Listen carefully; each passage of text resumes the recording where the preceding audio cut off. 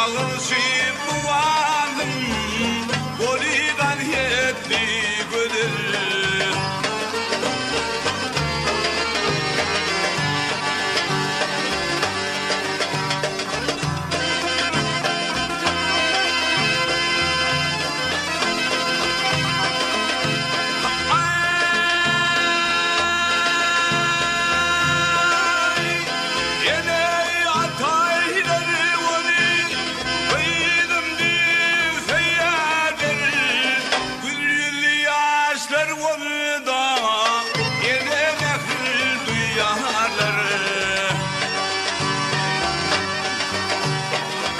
Çıkardı kağarın, karnlarımı diyerdir.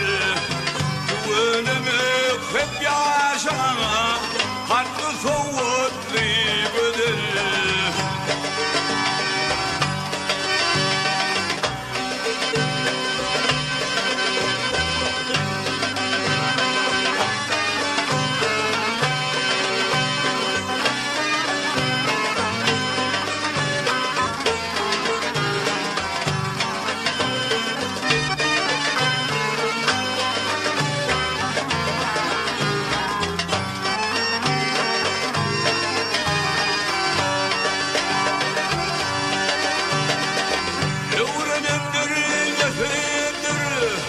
Mekri fallanı çalınırma, muradına yeter, medeniyet koç olma.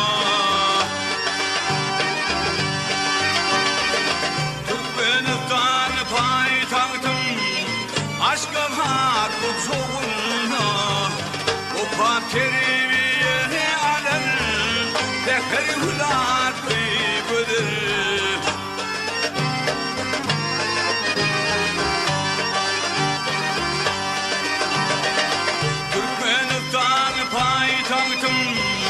Türkmenistan payitahtım, aşkı hakkı çoğunma.